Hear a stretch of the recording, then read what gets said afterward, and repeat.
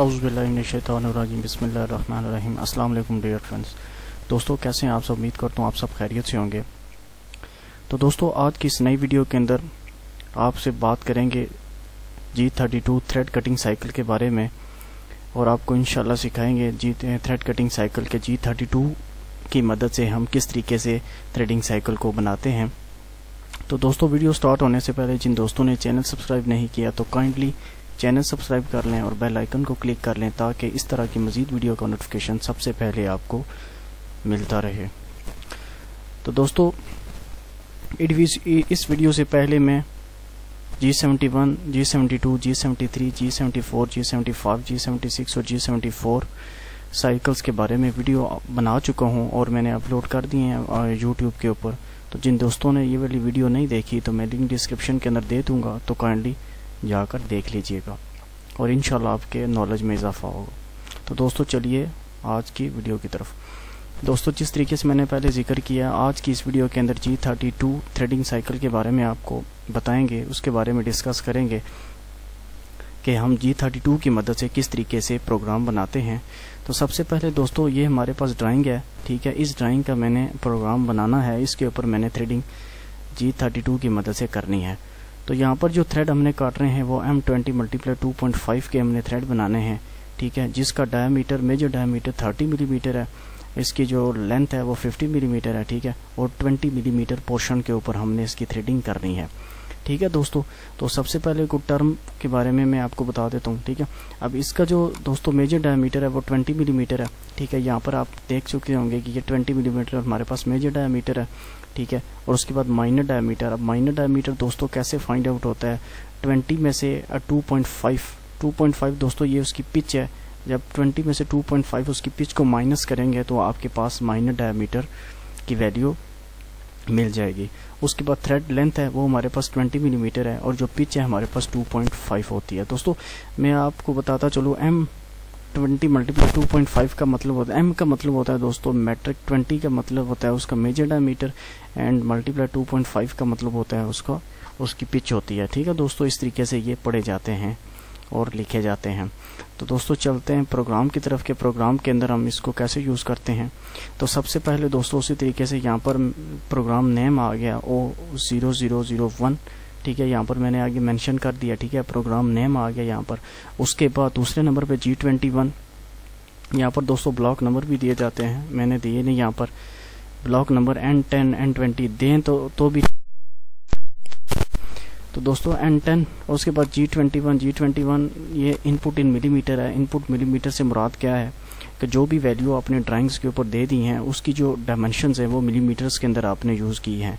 अगर इंचों के अंदर यूज़ करते हैं तो यहाँ पर G20 कोड यूज़ होता, मिलीमीटर्स के अंदर यूज़ करें तो G21 कोड यूज़ हुआ है।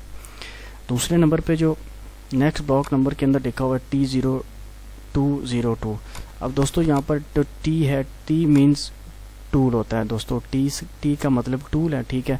अब जो नेक्स्ट जो दो डिजिट हैं 02 अल्फ़ाबेट न्यूमेरिकल डिजिट्स हैं जो वो उसके टूल टर्रेट पोजीशन है, ठीक है, कि ये वाला जो टूल है दूसरे स्लॉट के अंदर फिक्स हुआ है, ठीक है। और यहाँ पर जो उसके बाद जो 02 लिखा हुआ है ये इसका ऑफसेट नंबर है कि 02 सीरियल नंबर के अंदर इसकी ऑफसेट वैल्यू इंटर की गई है, ठीक है दोस्तों। अब नीचे चलते हैं।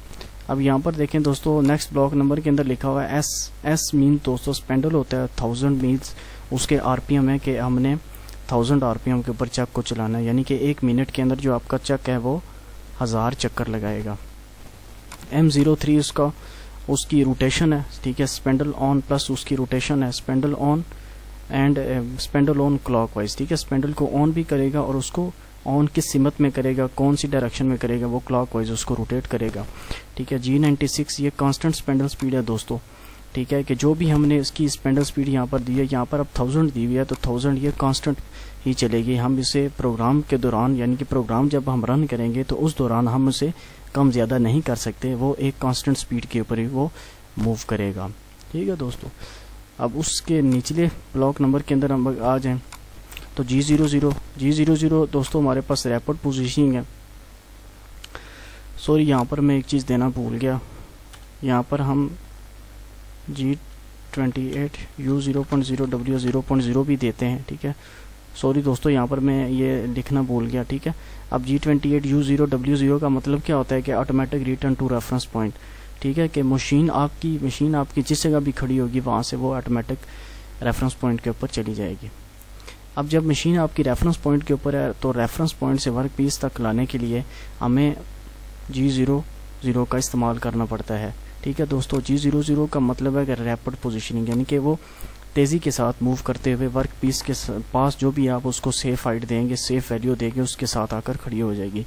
यहाँ पर मैंने लिखा हुआ है टूल सेफ हाइट, यानी कि Z20 मिलीमीटर, ठीक है, 20 मिलीमीटर हाइट पे है एक्स एक्सिस में, और Z 2 मिलीमीटर यानी कि वर्क पीस से 2 मिलीमीटर डिस्टेंस के ऊपर वाक़ है, ठीक है दोस्तों। अब यहाँ पर उसके बाद G01X 19.5 दोस्तों, ये मैंने 0.5 का कट ले लिया। यहाँ पर मैंने लिख दिया आगे कि depth of cut 0.5 millimetre, 2 millimetre आपका दोस्तों टूल इस वक्त दूर है। मैं अगर आपको बताता चलूँ तो इस तरीके से कुछ टूल आपका यहाँ पर खड़ा होगा, ठीक है। X के अंदर उसकी वैल्यू 20 है और जो Z के अंदर वैल्यू है वो 2.0 उसकी वैल्यू यहाँ पर शो हो रही है। और उसके बाद यहाँ पर हमने कट ले लिया। उसके बाद दोस्तों यहाँ पर हम थ्रेडिंग साइकिल का इस्तेमाल करेंगे।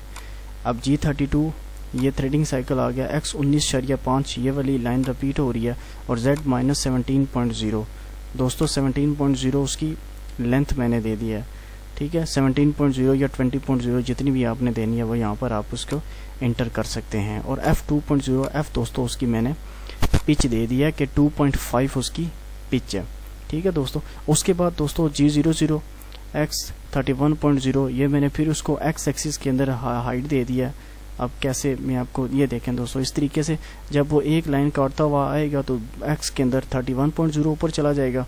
दूसरी बार मैंने उसको Z 2.0, ठीक है, 2 मिलीमीटर मैंने उसको पीछे लेके गया। उसके बाद हम क्या करेंगे, फिर इसका G01X 19.0 डेप्थ ऑफ कट लेंगे, ठीक है दोस्तों।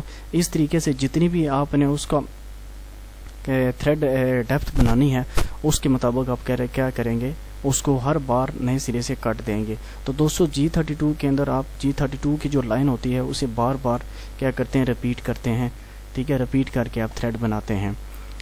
तो इस तरीके से G00X 31 ये सेफ हाइट चला गया। दोबारा हमने क्या किया, उसको एक कट लिया, ठीक है, जो कि 0.5 मिलीमीटर का, ठीक है। उसके बाद हमने उसी तरीके से ये लाइन रिपीट की है, ठीक है। उसके बाद फिर सेफ हाइट पे ले गए उसी तरीके से। फिर हमने यहाँ पर डेप्थ ऑफ कट लिया X 18.5 का, ठीक है। उसके बाद फिर हमने यहाँ पर थ्रेड G32 लाइन रिपीट की है।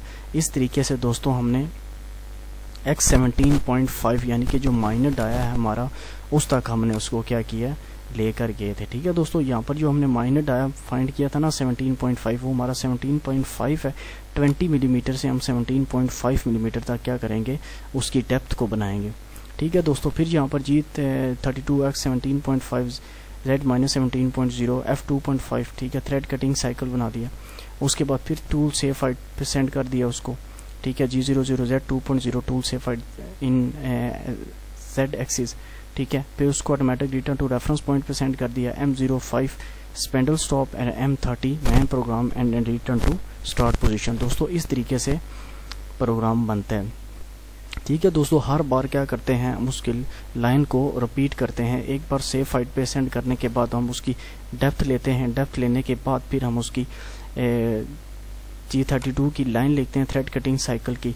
उसके साथ हम X की वैल्यू लिखते हैं, Z की वैल्यू लिखते हैं और F यानी कि पिच की वैल्यू लिखकर उस तरीके से हम क्या करते हैं, थ्रेडिंग को कंप्लीट करते हैं। जितना भी आप माइनर डाया बनाना चाहते हैं आप वहाँ तक उसको ले जाते हैं, ठीक है दोस्तों। अब मैं आपको बताता हूँ इसके प्रैक्टिकल करके। दोस्तों ये अब आ जाते हैं ये सॉफ्टवेयर की तरफ। दोस्तों उसी तरीके से यहाँ पर मैंने सारी की सारी वैल्यू इंटर की हुई है, ठीक है। ये देखें प्रोग्राम मैंने इंटर किया हुआ है उसी तरीके से, कोई भी चेंजिंग इसके अंदर मैंने नहीं की, ठीक है दोस्तों। अब मैं आपको इसको चला कर दिखाता हूँ कि आया ये वाकई काम करता है कि नहीं करता। इसको मैं जूम कर देता हूँ, ये देखें दोस्तों।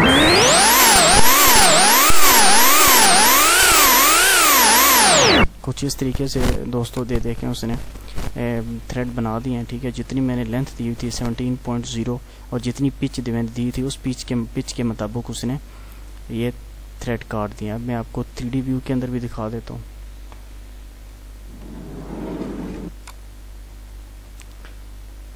तो ये देखें दोस्तों, उसने 2.5 पिच की थ्रेड काट दिया।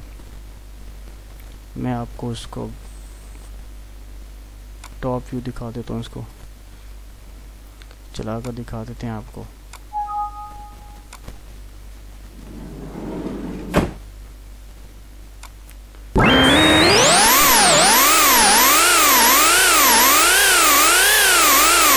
इस तरीके से दोस्तों ये क्या करेगा, आपकी जो मशीन है वो G32 कोड को रीड करते हुए थ्रेड काट देगी। उम्मीद करता हूँ दोस्तों आज की वीडियो आपको समझ आई होगी। इस तरह की मज़ीद वीडियो देखने के लिए मेरे चैनल को सब्सक्राइब करें और बेल आइकन को क्लिक करें ताकि इस तरह की मज़ीद वीडियो का नोटिफिकेशन सबसे पहले आपको मिलता रहे। जज़ाकल्लाह।